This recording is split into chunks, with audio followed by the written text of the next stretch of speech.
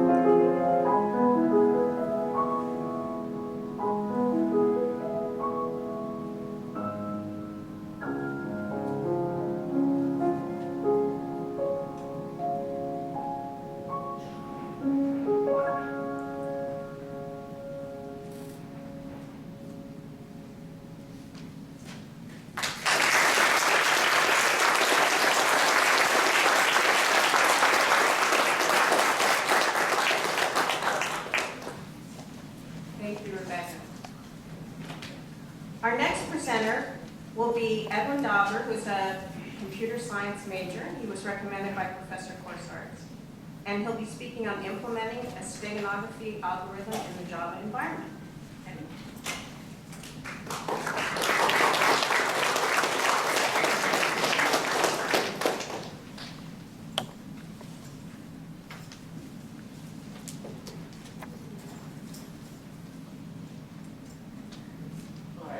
Project is implementing the steganography algorithm in the Java environment.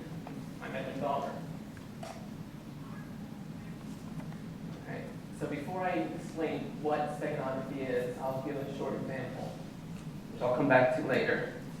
In this, you can see I have an image, and I've embedded and encrypted the string Widener University Honors Week 2012. So when I extract, I get that nonsense string, which then decrypted reads Widener University Honors Week 2012. So project goals were to implement the least significant bit manipulation steganography algorithm in Java, and to enhance security, encrypt the text using the Vigenere cipher. And then I wanted to identify the limitations of the algorithm. So steganography is the practice of concealing information. You want to hide the information so that only the person hiding the information and the intended recipient will know there's information hidden. This is opposed to cryptography, in which you want to make information impossible to read by anyone besides the intended recipient. So the ideal method of concealing information is to use both, to hide it and make it impossible to read if found. All right, so now two B's. A bit is a single binary digit, it's a 0 or 1. Binary being a base 2-number system. And byte is a binary number consisting of 8 bits. So signed numbers can go from negative 128 to positive 127, and unsigned numbers can go from 0 to 255. So the least significant bit manipulation algorithm. You can seal the message in the least significant bits of each byte of the cover, typically an image file. So when you take those bits and put them together, you will then have the hidden message. The number of bits used is determined by the relative sizes of the message in the cover.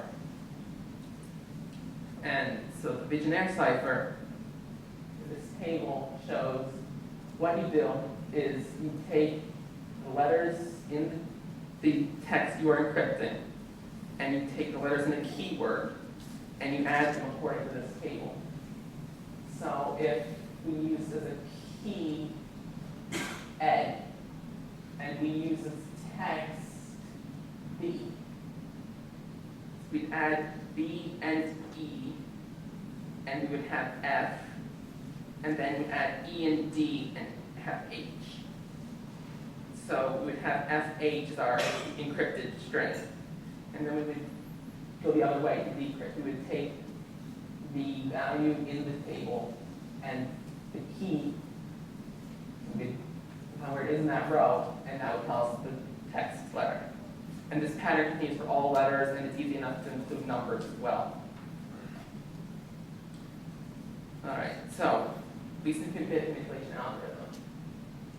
This table below represents 4 bytes of a cover file and 1 byte of a message. So the red bits are the bits where the message will be, and I've underlined the bits that are actually changed to make the message. So as you can see, the red bits originally are 0, 1, 0, 1, 1, 0, 1, 0. We want it to read 0, 1, 1, 0, 1, 1, 0, 0. And so we have to change the bits that don't fit. So this will cause no noticeable change to the cover, but when running through the extractor, you can actually get back the message. So accomplishments of my project. I can embed text in an image in an image, or encrypted text in an image, and I can extract any of the above. All right, so back to this example. I can use my program to take that string like this is how I created the example. I took that string, I encrypt and embed, and then I go to extract, get that nonsense string, and then decrypt. And the only error in decryption was a capitalization error, which is just caused by having to account for both lowercase and uppercase letters. All right, so here we have an image in an image. On the left, I have a cover image of Old Main and a message image. And then on the right, I have the cover image after I've embedded the message. And I'm not sure how visible it is with the projector, but if you look carefully, you should be able to see a slight color distortion in the sky, which shows you limitations of the algorithm. The message image is too large relative to the cover, and so there is a slight distortion. I don't know if it's visible on the projector, but on the screen, if you were to see on a computer image on a web browser this image, you might be able to tell there's something hidden in there, or it might just look like a bad camera flaw. So, opportunities for further work is adding public key cryptology and exploring Steganography analysis techniques. So, I'll go back to the other slide quickly. The limitation ends up being 4 bits. You can change 0, you can change 1, 2, or 3 bits safely. You won't be able to see a change. Changing 4 bits, there's a very slight change. Changing more than that, and you can tell there's something wrong with the image. And so that tells you that about half the size is the limit. If the message is more than half the size of the cover, you're going to have a problem with hiding the information using this algorithm. So that's all for my presentation. If there's time at the end, I can show a demonstration on my laptop. That's it.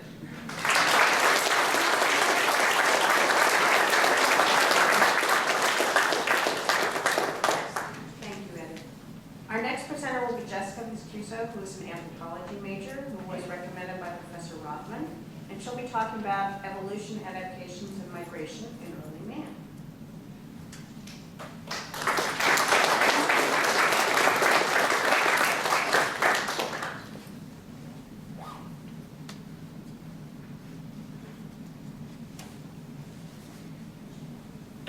Hi everybody, I'm Viscuso, and I'm doing my presentation on my senior research, Evolution, Adaptation, and Migration in Early Man.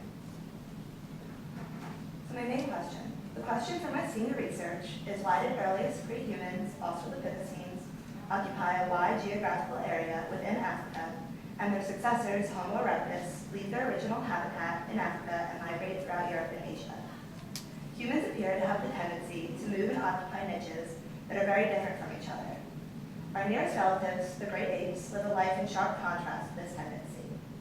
Animals like the chimpanzees, gorillas, and orangutans, most likely even closer biologically to Australopithecines than even modern humans are. I compared these early humans to orangutans, who have occupied the same basic habitats for many, many millennia, making their evolutionary history very different from that of humans. Therefore, in order to answer my basic question, I studied the separate and distinct characteristics and adaptations of Australopithecines, Homo erectus, and orangutans, and proposed what natural selective processes cause their different adaptations. I then used this information in coordination with answering these following sub-questions. 1. What made human evolution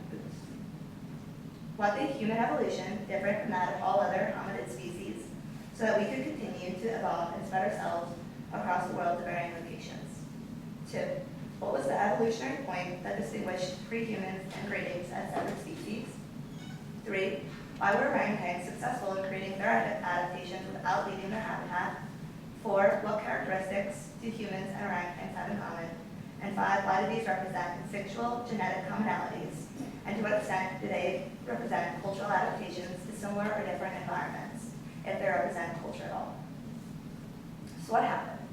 Why did Australopithecus come down from the trees and become bipedal, while the orangutans stayed up in their tree environment? The answer is the environment. The environment of East Africa slowly changed from predominantly trees to a grassland. Orangutans who live in Borneo and Sumatra of Asia continue to be supported by tree habitat. Food, predators, and social organizations are the three main reasons for this choice. Orangutans who stayed in the trees had a better chance of survival because they are more likely to find sufficient amounts of food, are able to keep away from predators, and social groups are able to be together, and yet at the same time, individuals can escape to satisfy their desire to be independent, which is the main characteristic of orangutans. Having a tree habitat also provides for less infection and parasites and prevents predators from infiltrating nests and killing offspring that cannot defend themselves. Pre-modern human species were forced to either adapt to this changing grassland habitat, compete with better adapted arboreal animals, or become extinct.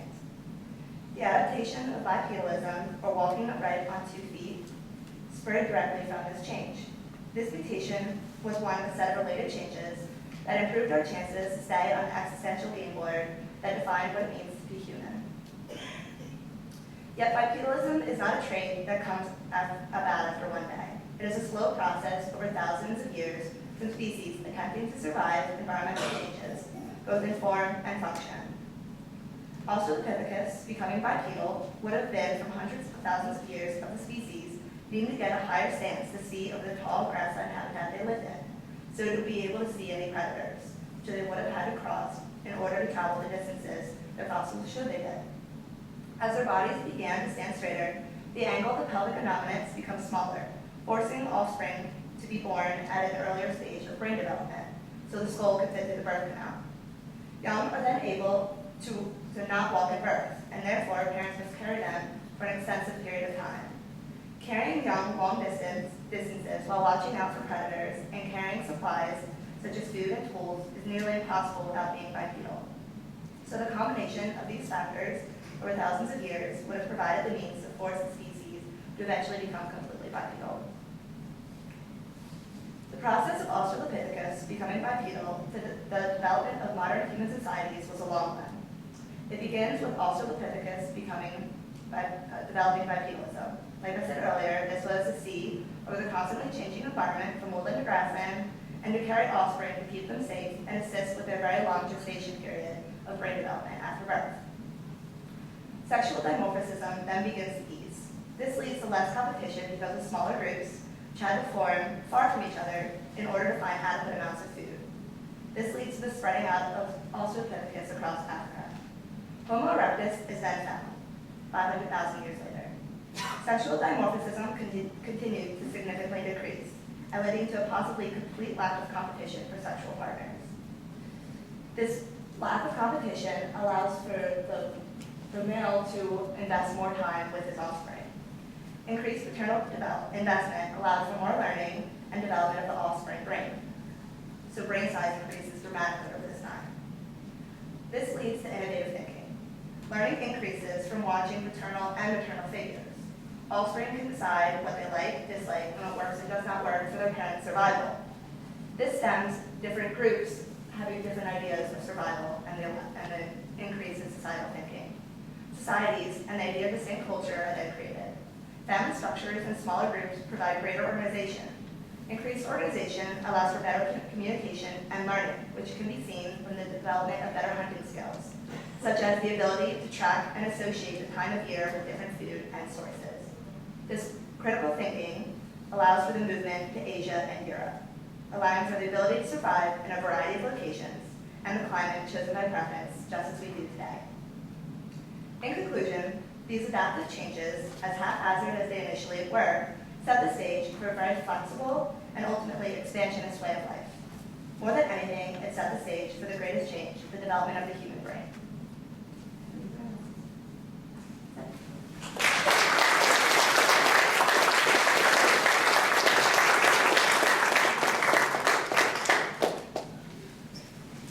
Thank you, Jessica. Our next presenter is Edwin Maloney, who's a Management Information Systems major, recommended by Professor Rebekah. He is going to be speaking on analysis of the NCAA Championship Hammer Throw event.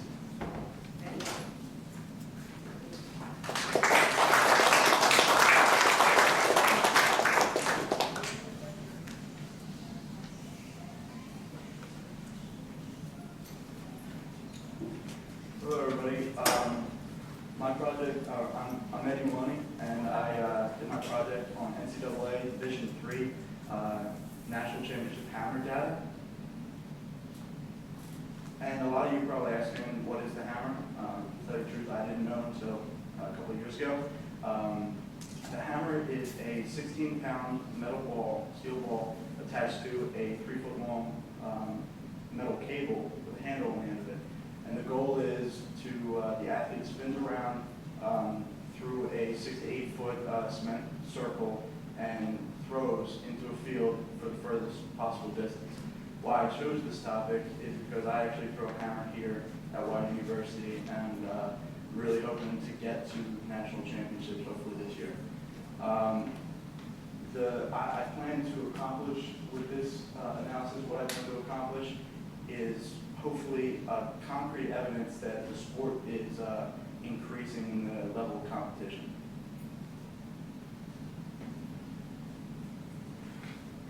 So the methods that I used, what I had to do is I had to go online on different track sites and find hammer data I wanted to analyze over the last 10 years. It was kind of hard to find data because a lot of track sites do not archive their information. A lot of them just after the current year throw it out. But I did find a very good site, flashresults.com, where I found the 10 years that I was looking for. After I found the information, I had to alter it because I needed all the information to look the same to upload it into the program that I used. The program that I used for this analysis was SAS, or SAS, which is a statistical analysis program. After the data was uploaded, I wrote a program so that the data that I inputted could be organized into charts and scatter plots. I apologize. This is one of the scatter plots that the analysis produced. This scatter plot is the minimum qualifying distance for each year. So basically, in nationals, to go to nationals, you have to be in the top 17 in the nation, distance-wise. So the top 17 distances go to nationals. So this is the 17th person for each year. You can see a broad range of distances. Generally, through the first 9 years, it's just a general band. There's not a lot of increase or decrease, but then you can see in 2010, there was a large increase in the distance, and that was very important when I did my statistical analysis later on in my slides. This is another scatter plot that was produced from the analysis. This is the scatter plot on the winning distances.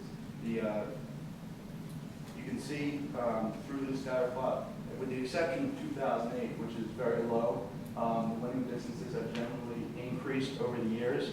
So that kind of is a factor in that the competition level is starting to grow more and more. This is the final throws scatter plot that was produced. A lot of you probably don't know, but in the competition,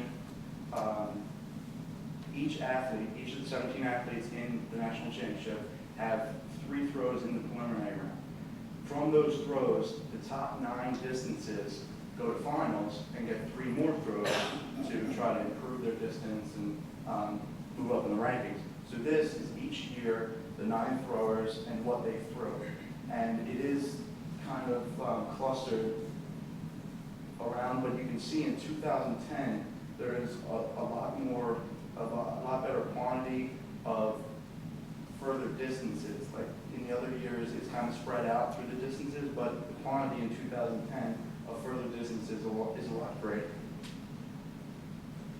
This is a statistical analysis that the program produced, but on the side, I did a statistical analysis. So if you can, if everyone can like kind of view the x-axis and the blue line, I can kind of go through what I did. I performed a standard deviation of the minimum qualifiers just to kind of analyze what was an average of what needed to be the qualifying. What I came up with was the mean was 53 meters. So that was the average over the 10 years of the minimum qualifying distance. The first standard deviation, which is about 68% of the field, is between 52 and 54 meters. The second standard deviation, which is about 95% of the field, is between 51 and 55 meters, and the third standard deviation of the field, which is about 98% of the field, is between 50 and 56 meters. A lot of you are probably looking at this kind of questioning, but this kind of hit me on a personal level because these stats are interesting to me because in 2011, this past year, the minimum was set at 56.83 meters to get into nationals. That was the lowest or the shortest distance they got in the nationals.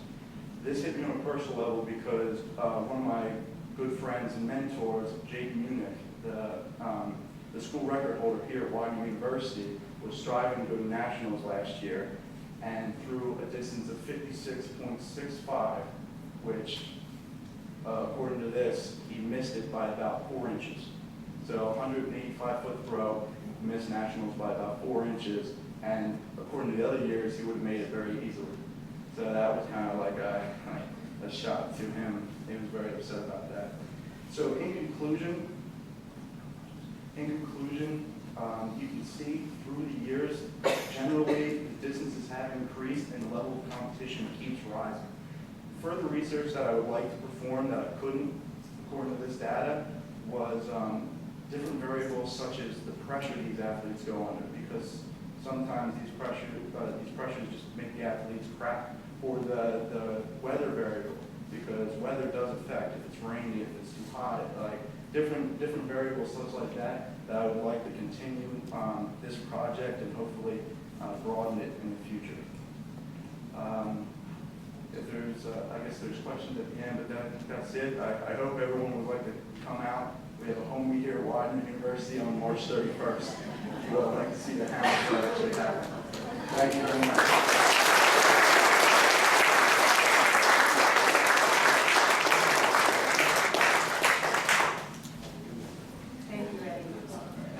Our last presenter today will be Aurilio, who is a management major. He was recommended by Professor Russell, and he'll be speaking on the evolution in the digital music industry.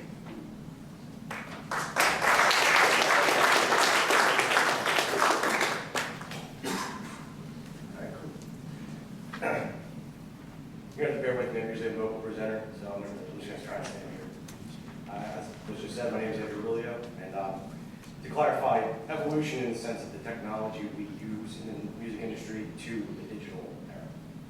A little overview of what we're going to talk about is what is digital music, which might sound like a trivial question to most of you because you're sitting here thinking, I have an iPod in my pocket. Background on digital music, early technology, current technology, and where we're going. So digital music, kind of a shock to you. First digital recording was in 1971. What is a digital recording? It has to be clarified, and that was literally just impulses and sound waves. Really nothing too extreme, whereas now it's anything you want to put on the computer is a digital recording image, whatever it may be. First commercial recording was 1971, and is now to us an HD recording, a CD, an MP3, and even on the internet in the cloud. And has been the only way to access your music in any means. So let's go back. No, that's serious. Because I'm going to tell you right now, on vinyl recordings included digital technology into the recording. So it literally has been.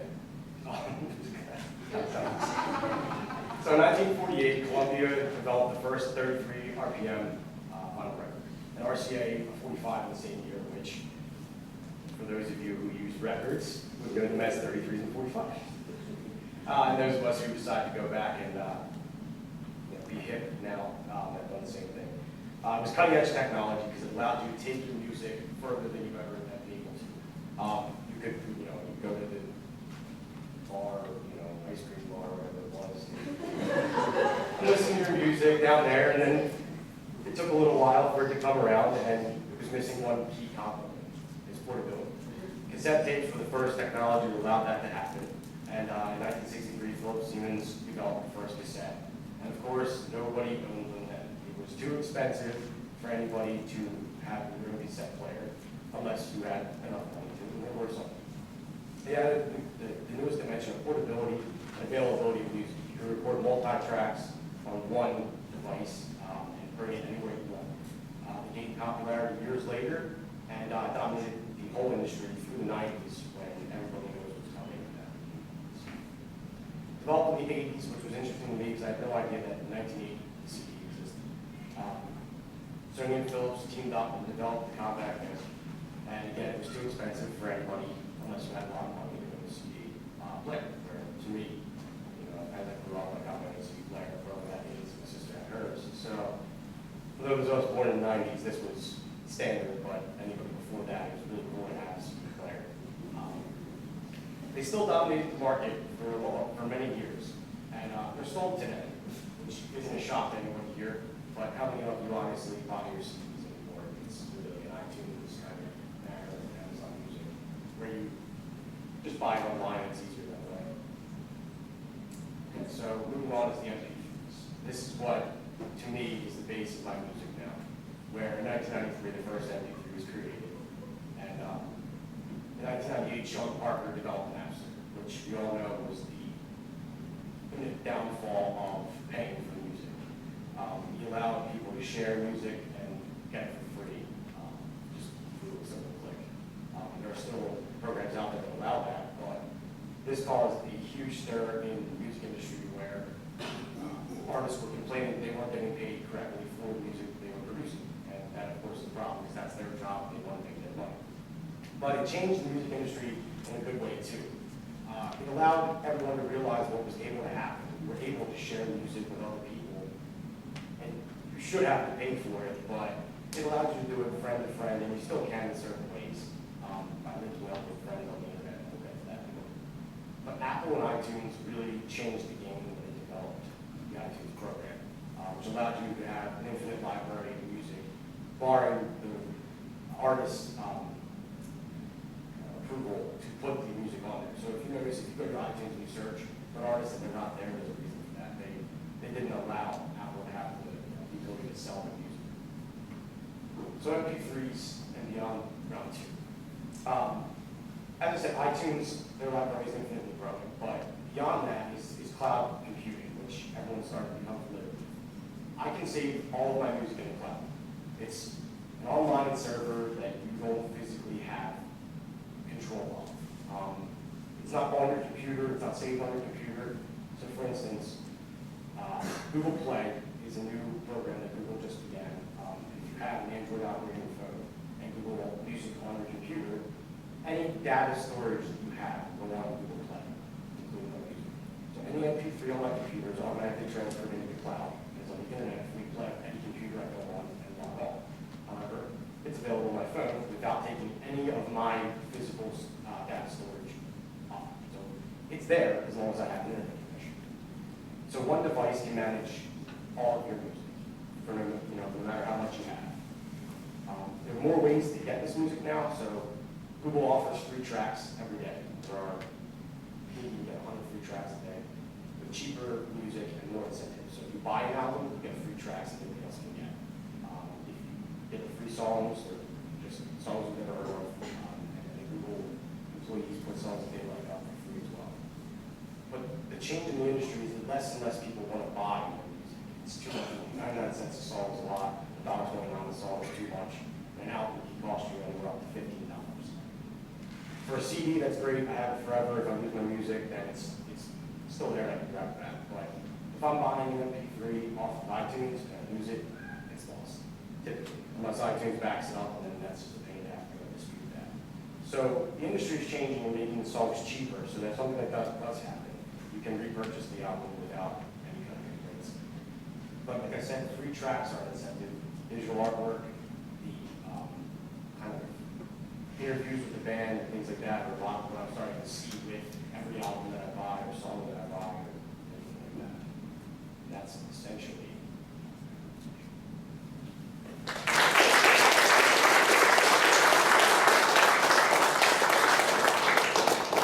Thank you, Andrew. We have time for questions. Any of the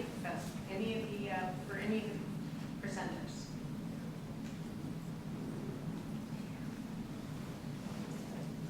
I had a question about the encryption.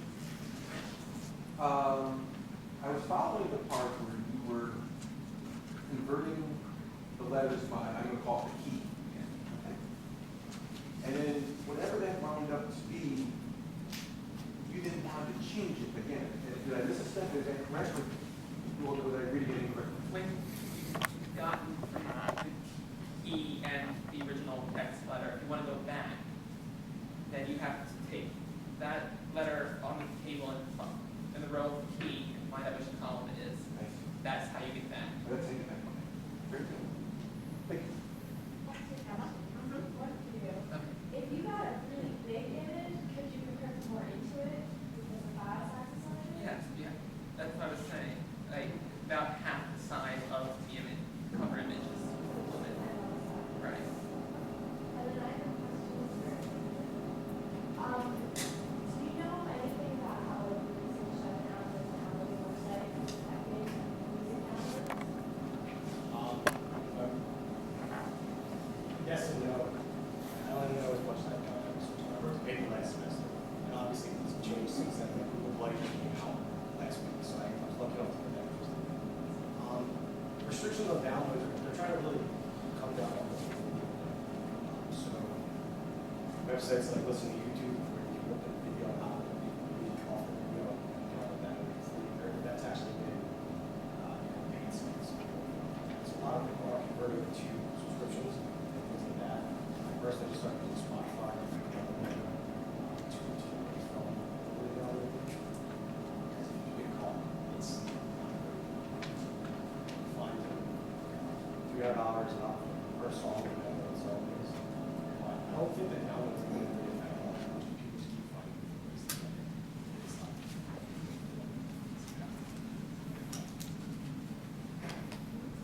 I have a question for Jessica. Could you talk a little further about variation in brain size and how that relates to changing social patterns?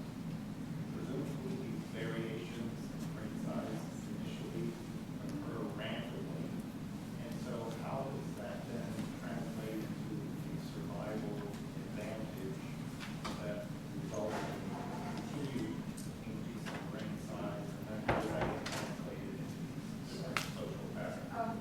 Jessica, could you stand up? Brain size increases because of genetic mutations. So when it's almost like a slip up actually, the mutation code, which allows then the brain to develop a little bit larger than it was before. So like when your DNA gets copied, it's not, there's like a start and a stop for each thing. The stop doesn't happen as quickly when the mutation occurs. So then brain size increases, but that doesn't automatically mean you're going to be smarter. So yes, early humans have a smaller brain size than we do, but then there's other early humans like Neanderthals who actually have a larger brain size than we do today. But it was the larger brain size which allowed for more thinking abilities. You're almost able to, so you have more, I don't want to say room, but it's just larger. So like a human can think a little bit more deeply than a dog or a squirrel or something like that. That's a smaller brain, it's a smaller brain size.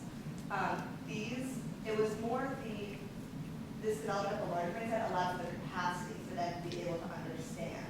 So this critical thinking was allowed to happen. They're allowed to see and learn these skills that they wouldn't have been able to understand and think about before.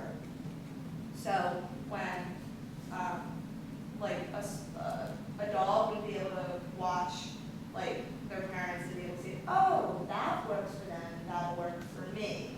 The orangutans actually show the same thing, are able to actually watch their parents and say, oh, that berry is poisonous, don't eat that. Or that nest building, they build nests in trees, so that nest building works for them and that's safety for them, so that way I can do that too. So also Rebekah and Homo erectus were able to do this as well as they developed further and further. So their children were able to see what works for their parents, and then what, like, say what food works in a certain area, they were able to decide and say, I actually like that more than that, and they were developing preferences. So a certain group might actually find that food, they like it better, and it's more abundant, so they can work with that area and develop different ways of eating the food and such, different hunting skills work better in that area. Some might have used different types of rock system tools as well. And then as that keeps going, they're then able to critically think. So that would be the planning aspect, which human beings are the only ones that are the only species that are able to think critically and solve problems and then reflect back on themselves what works. So when they develop these better hunting skills with their planning. And that planning of this food is available in winter, this food is available in spring, and that such, they're then able to actually survive in these colder weathers or warmer weathers, depending on what they find works best for them and where their migration goes and where they'll find that food when they're able to travel, which allows them to then, really become distinct as cultures in different areas because they develop different techniques to survival.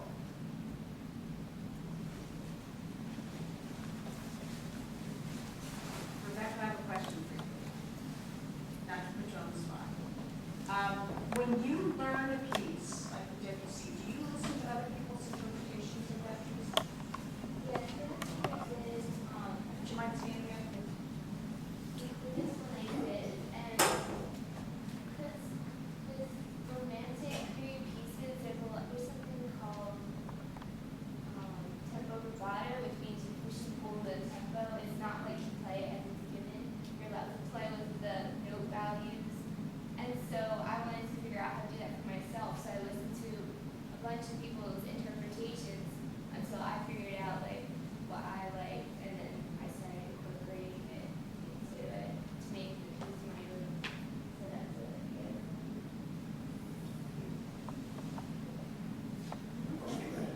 Do you think that you could study between how it's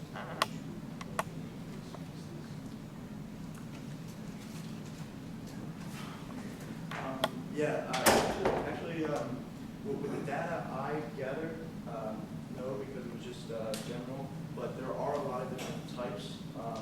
The Russians had their particular types, German and English have a certain type of throwing. So I guess you could do an analysis if you found the proper data set of how the hammer is thrown compared to the distances. But the Russians have been building the hammer scene since the 80s, so I guess they know what they're doing. Any other questions? I have a question. Yeah, for Eddie again. So, I was wondering, is there a limited number of times they can circle before they miss? Well, like I said, it's about a 6 to 8 foot circle. So essentially, you start facing opposite way of where you're throwing, and you spin around. Personally, I do 3 turns, but it's all preference. Like you can't say, oh, in the Olympics they do 4 or 5 turns because they're better. Just it's like how you taught to throw. Some people 3 turns is a lot more quick and powerful. 4 turns you if you can get the amount of steps in that you need is a lot slower and more gradual speeding up. So it's just preference.